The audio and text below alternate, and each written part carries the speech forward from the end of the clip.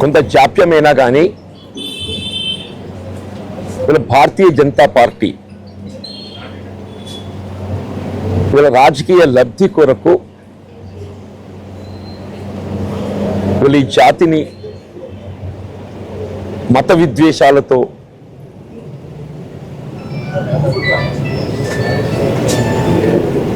రెచ్చగొట్టి ఏ విధంగా లబ్ధి పొందే ప్రయత్నం చేయడం జరిగిందో మనం గమనించినాం. వీళ్ళ ముస్లిం సమాజాన్ని ఒక బూచిగా చూపెట్టి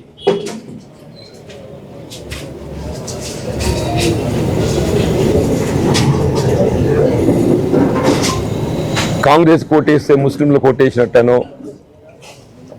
లేకుంటే హిందూ అయితే బీజేపీకే ఓటు వేయాలనో విధంగా ప్రచారాన్ని చేపట్టడం, బీజేపీ కోటేస్తేనే రాముల వారిని దర్శించుకున్నట్టు అవుతుంది. శ్రీరామచంద్ర ప్రభువుని ఏదైతుందో దర్శించుకున్నట్టు అవుతుంది. అంటే ఏ విధంగా ప్రచార సరళి కొనసాగిందో మనం అందరం గమనించమని చెప్పండి. సరే, ఏది ఏమైనా ఇవల్ల దో లేట్ బెటర్ దాన్ నెవర్ అన్నట్టు జాప్యమైనప్పటికీ జాతీయ స్థాయిలో బీజేపీ నిజరూపం సమాజానికి తెలియరావటం సంతోషించదగ్గ విషయం అని చెప్పి అంటున్నా. వీళ్ళ ఎన్నికల ఫలితాలు వెలువడేంత వరకు వీళ్ళ ఎగ్జిట్ పోల్ సర్వే కానీ, ఈ అబ్కీ బార్ 400 కానీ, అంటే దేశంలో మోడీకి ఎదురు లేదు అనే విధంగా ఏదైతే ప్రచార సరళిని కొనసాగింపు చేయడం జరిగిందో, వీళ్ళ ఇండియా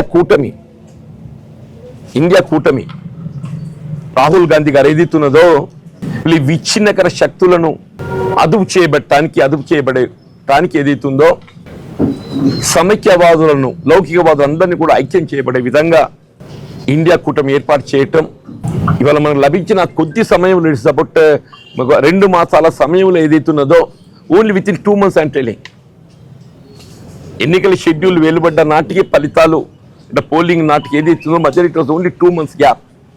2 మాసాల లోపల ఏదైతుందో అబ్కీ బార్ 400ను 300 లోపలి పట్టుకురావటం. ఈ అబ్కీ బార్ 400 ఉన్నదో గతం కంటే సంఖ్య తగ్గింపు చేయడమే కాకుండా 300 లోపలి పట్టుకురావటం. వీళ్ళ ఇండియా కూటమి ఏదైతుందో 233, 233 ఇండియా కూటమి, ఎన్డీఏ కూటమి 293, ఎన్డీఏ కూటమి 293, ఇండియా కూటమి 233. అంటే గ్యాప్ ఈజ్ ఓన్లీ 60. ఒక 30 గట్టి ఇటు వచ్చేస్తే ఆ సంఖ్యను అధిగమించేటువంటి ఒక పరిస్థితి వస్తుందని చెప్పి అంటాడు. అంటే వీళ్ళ మోడీ గారు ఏదైతుందో రాముల వారి ఆలయం నిర్మాణం, అయోధ్య, అక్షింతలు ఇలా ప్రధాన అంశాలుగా ప్రచారం చేయడం జరిగిందో, అటువంటి అయోధ్య నగరం ఫజియాబాద్ ఏదైతుందో ఇవాళ ఉత్తరప్రదేశ్లో ఇండియా కూటమి అత్యధిక స్థానాలు గెలుచుకున్నది.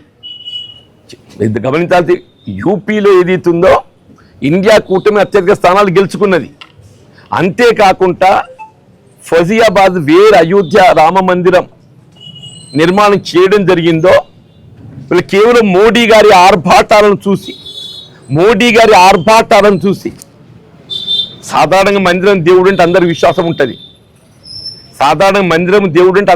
ఉంటుంది. దేవుడు అంటే విశ్వాసం లేని హిందూ సమాజం ఉండదు.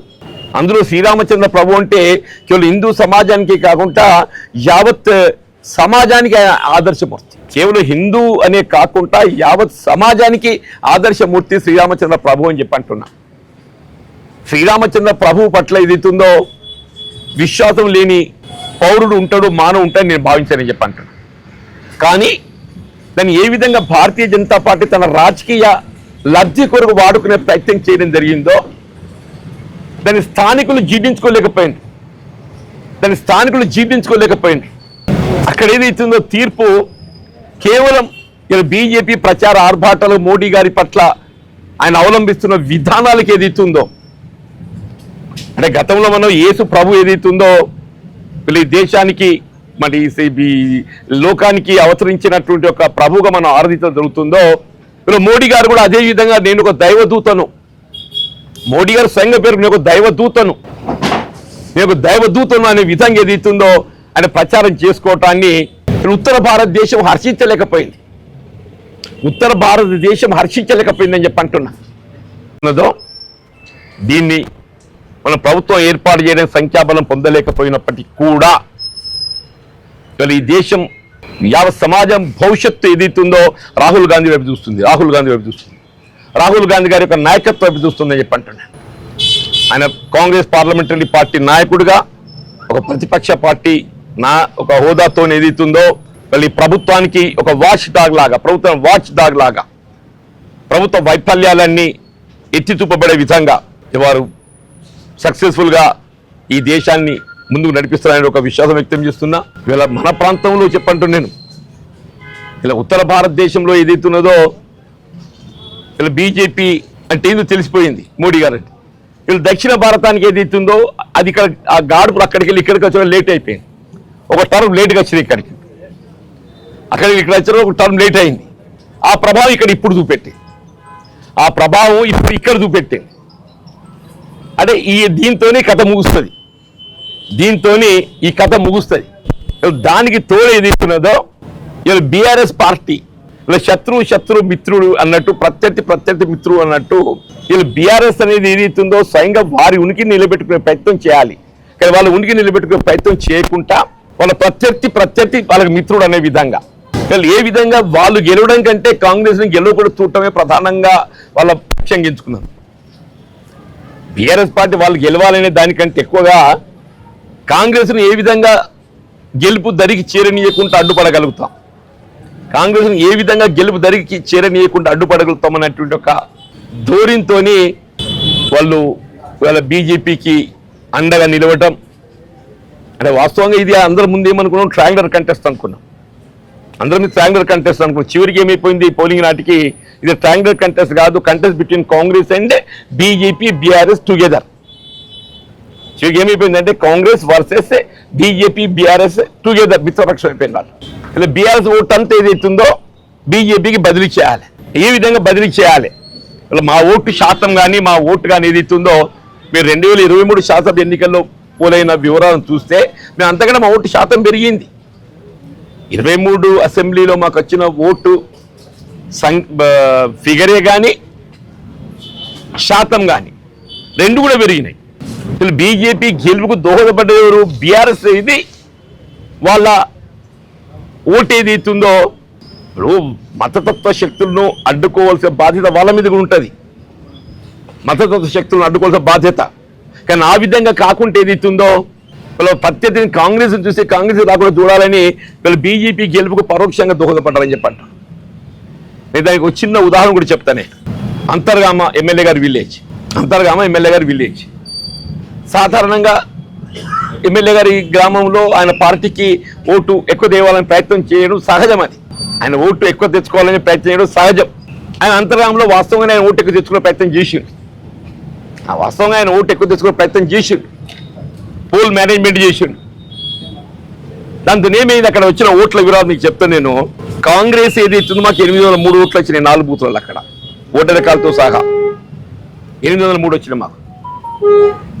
బీజేపీ 739 వచ్చింది, 730 బీజేపీకి వచ్చింది. మాకు 64 ఓట్లు అధికంగా వచ్చినాయి బీజేపీ కంటే. బీఆర్ఎస్ ఏదైతుందో 641 ఓటు వచ్చింది. బీఆర్ఎస్ 641 ఓటు వచ్చింది అక్కడ. బికాస్ ఆఫ్ వాళ్ళ యొక్క ప్రెషర్ పోల్ మేనేజ్మెంట్తో ఏదైతుందో అక్కడ ఎట్లా చేసి బీఆర్ఎస్ మెజారిటీ తెచ్చుకోవాలనేటువంటి ఒక ఆలోచనతో వాళ్ళు తీవ్ర ప్రయత్నం చేసి 641 ఓటు తెచ్చుకోగలిగినారు. అంటే ఇప్పుడు ఏమైపోయింది, ఇక్కడ ఆల్మోస్ట్ ఒక 29% బీఆర్ఎస్కి వస్తే, ఒక 32-33% బీజేపీకి వస్తే, ఒక 40% కాంగ్రెస్కి వచ్చాయి. సపోజ్ ఈ 641 ఒక 100 ఓట్లకే పరిమితమై ఈ 500 ఓటు ఏదైతుందో బీజేపీకి బదిలీ అయితే ఏమైతే 500 ఓట్లు 200 ఓట్లు తెచ్చుకుంటారు అనుకోవే. నార్మల్ కోర్సు లోపల 400 ఓట్లు ఎటు బదిలీ అవుతుంది, బీజేపీ బదిలీ అవుతుంది నార్మల్ అరిచే. అప్పుడు ఏమవుతుంది 7, 4, 11, 1200 అవుతుందా కాదా? మేము ఎక్కడ ఉంటాం? 800 కాడు ఉంటాం. మేము ఎక్కడ ఉంటాం? 800 కాడు ఉంటాం.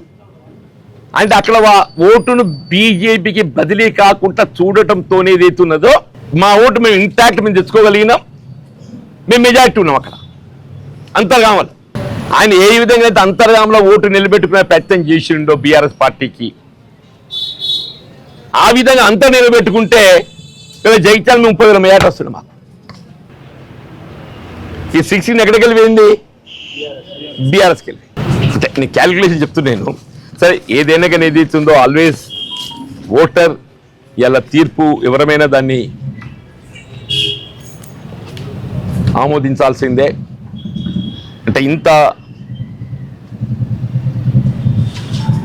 అంటే క్లిష్ట సమయంలో కూడా ఒకవైపు ఏదైతుందో వీళ్ళ మత విద్వేషాలను రెచ్చగొట్టి ఏ విధంగా రాజకీయ లబ్ధి పొందే ప్రయత్నం చేయాలనేటువంటి ఆలోచనతో ముందుకు పోతున్న భారతీయ జనతా పార్టీ, ఇంకోవైపు ఏదైతుందో నిన్నటి వరకు అధికారంలో ఉన్నట్టు భారత రాష్ట్ర సమితి కేవలం వాళ్ళు గెలవకుండా మంచిగా కానీ కాంగ్రెస్ గెలవకూడదు అనేటువంటి ఒక ఆలోచనతో ఏ విధంగా ఓటును బీజేపీకి మరల్చాలనే ప్రయత్నం చేయడం జరిగిందో, ఇంత అదిలో కూడా ఏదైతుందో జగిత్యాల నియోజకవర్గాన్ని నాకు వాస్తవంగా I thought I get more than 20,000 majority to be Frank.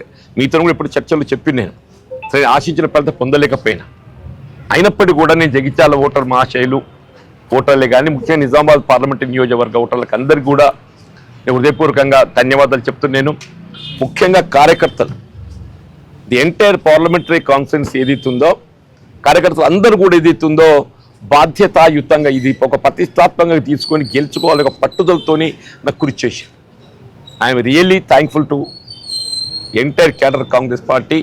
అంటే నాయకత్వం కూడా చెప్పంటున్నా, ఒక దశలో ఏదైతుందో జగిత్యాల నుంచి నిజామాబాద్ పోటీ చేయడం ఏంటని కూడా ఒక ప్రచారం తీసుకొచ్చే ప్రయత్నం చేసి, కానీ ఏదైతుందో Jagtial is a part of Nizamabad parliamentary conference అనే విధంగా నన్ను ఆదరించిన నిజామాబాద్ ప్రాంతం, నిజామాబాద్ అర్బన్ మనం పెద్ద మెజార్టీ వల్ల 16,000 పై మెజార్టీ నిజామాబాద్ అర్బన్ ఏ అరవింద్ గారి నేటివ్ అని అనుకుంటా. జగిత్యాల నేను చెప్పుకున్నట్టు అరవింద్ కూడా నిజామాబాద్ అని చెప్పుకుంటాడు కదనే, అక్కడ కాంగ్రెస్ 16,000 మెజార్టీ.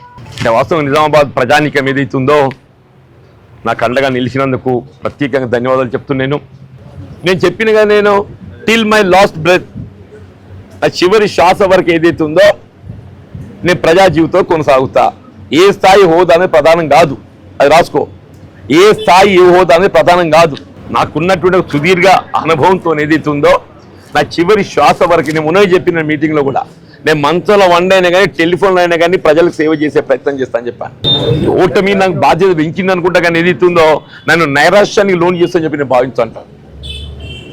ఓటమి నా బాధ్యతను పెంచిందని చెప్పి అనుకుంటాను. నేను నన్ను నైరాశ్యాన్ని లోన్ చేస్తానని చెప్పి భావించాను.